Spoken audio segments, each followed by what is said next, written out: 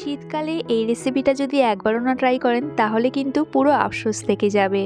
মুখে দিলেই ভাববেন আগে এটা কেন খাইনি। মাত্র 2 থেকে 3টে উপকরণেই তৈরি হয়ে যাবে, আর সময় আর পরিশ্রমটাও খুবই কম লাগবে।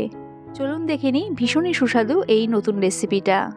আজকের এই রেসিপির জন্য আমি সবার প্রথমে 2টো গাজর নিয়ে নিয়েছি, যেটা ওজনে প্রায় 250 গ্রাম। গাজর দেখেই ভাববেন না যে আমি গাজরের হালুয়া বানাবো, এটা তার থেকে একটু অন্য রকমের। তো সবার প্রথমে 2টো গাজরের এরকম পিলার দিয়ে পিল করে নিলাম। এতে গাজরের গায়ে যে মূল মতন অংশ থাকে সেটা থাকবে না, আর মুখের কাছে অংশটা একটু কেটে এরকম বাদ দিয়ে দিলাম। এরপর গাজরটা ভালো করে ধুয়ে এরকম একটা টাওয়েল দিয়ে পরিষ্কার করে মুছে নিতে হবে, যাতে গাজরের গায়ে একটুও না জল থাকে। আর থালাতেও একটু জল ছিল বলে আমি থালাটাও মুছে নিলাম। এরপর গাজরগুলো এরকম একটু পিস পিস আকারে কেটে নেব। যেহেতু গাজরটা আমি এখানে গ্রেট করব, এইভাবে যদি পিস পিস আকারে কেটে গ্রেট করা হয় তাহলে গ্রেট করতে সুবিধা হয়। আর চেষ্টা করবেন এখানে একটু বড় ছিদ্রযুক্ত গ্রেটার নেওয়ার, তাতে গ্রেট করার পর গাজরটা এরকম একটু গোটা থাকবে, না হলে ছোট গ্রেটারে গ্রেট করলে গাজরটা কিন্তু পেস্ট হয়ে যাবে। এখানে আমার সমস্ত গাজর গ্রেট করা হয়ে গেছে। এটা রেখে অপর সাইডে একটা বাটির মধ্যে আমি এখানে নিয়ে নেব 3 চামচ গোবিন্দভোগ চাল।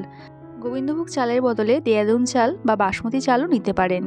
চালটা এবার জল দিয়ে ভালো করে ধুয়ে নেব, আর একবারই ধুয়ে নেব, যেহেতু গোবিন্দভোগ চাল বারবার ধুলে স্বাদ এবং গন্ধ দুটোই চলে যায়। ধুয়ে নেওয়ার পর একটু জল দিয়ে চালটা ভিজিয়ে রেখে দেবো, আর যতক্ষণ চালটা একটু ভিজছে পরে রান্নায় চলে যাব। একটা কড়াই নিয়ে 3 থেকে 4 চামচ ঘি দিয়ে দিলাম। ঘিয়ের পরিমাণটা চাইলে বাড়াতে পারেন। ঘিটা হালকা গরম করে এখানে অল্প একটু কাজু কিশমিশ দিয়ে দিলাম। আপনাদের কাছে যা ড্রাই ফ্রুট থাকবে তাই কিন্তু এখানে দিতে পারেন।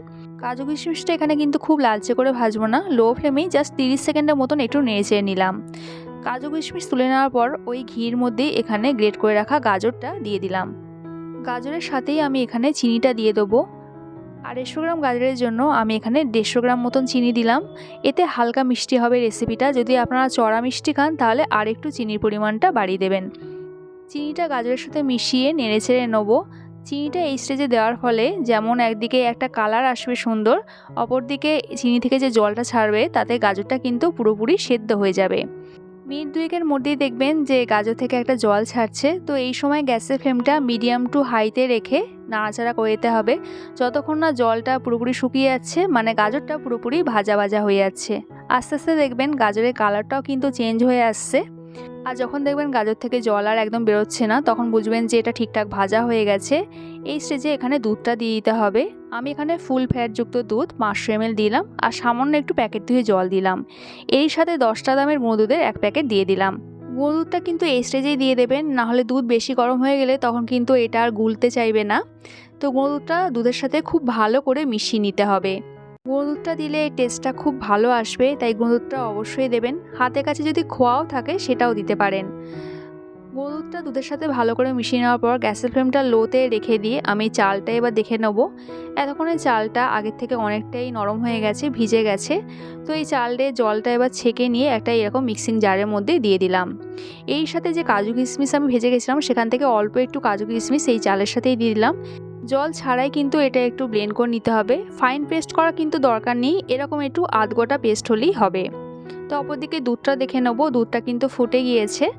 এখানে এবার চালটা দিয়ে দেবো। একেবারেই সব চালটা আমি দিলাম না, এরকম 2 চামচ করে পেস্ট দিলাম, আর এরকম ভালো করে একটু মিশিয়ে নিলাম। একসাথে পুরো চালটা দিলে চালের দলা পাকিয়ে যেতে পারে, তাই অল্প অল্প চাল দিয়ে এরকম একটু ভালো করে নেড়েচেড়ে মিশিয়ে নিতে হবে। চালটা দিয়ে দেওয়ার পর ভালো করে মিশিয়ে নেওয়ার পর এরকম একটু মাঝে মধ্যে নাড়তে চাড়তে থাকতে হবে। যেহেতু এখানে চালটা প্রায় পেস্ট করা আছে, তাই খুব একটা বেশি কিন্তু আর সময় লাগবে না এটা রান্না করতে। 10 থেকে 12 মিনিটের মধ্যে এটা রেডি হয়ে যাবে। আর সাইডে এরকম ধারে একটু এরকম স্প্যাচুলা দিয়ে নেড়েচেড়ে দিতে হবে, যাতে জমতে না পারে। যেহেতু ঘি আছে খুব একটা বেশি কিন্তু বসে যাবে না। আর যখন দুধটা এরকম ঘন থাকবে তখন বুঝবেন এটা প্রায় হয়ে এসেছে। তো এই স্টেজে এখানে 2টো এলাচ ফাটিয়ে একটু দিয়ে দিলাম। এলাচের গন্ধটা যদি ভালো না লাগে তাহলে এটা স্কিপ করতে পারেন। আর ভেজে রাখা কাজু কিশমিশটাও দিয়ে দিলাম। কাজু কিশমিশ আর এলাচটা একটু ভালো করে মিশিয়ে নেওয়ার পর জাস্ট 1 মিনিট মতন একটু কুক করে নেবো, যাতে এলাচের ফ্লেভারটা পুরো রেসিপির মধ্যে ভালো করে মিশে যায়। আর রেডি হয়ে গেল আজকের রেসিপি গাজরের পায়েস। দেখে নিশ্চয়ই বুঝতে পারছেন কতটা লোভনীয় হয়েছে। খেতেও কিন্তু ভীষণই সুস্বাদু হয়েছিল। গাজরের হালুয়া তো অনেকবার খেয়েছেন, একবার এরকম পায়েস বানিয়ে দেখুন, কথা দিচ্ছি বারবার কিন্তু বানাতে চাইবেন। আমার আজকের এই গাজরের পায়েসের রেসিপি যদি ভালো লাগে একটা লাইক কমেন্ট করা অনুরোধ রইল। দেখা হচ্ছে আবার এক নতুন রেসিপির সাথে। সবাই সুস্থ থাকবেন, ভালো থাকবেন।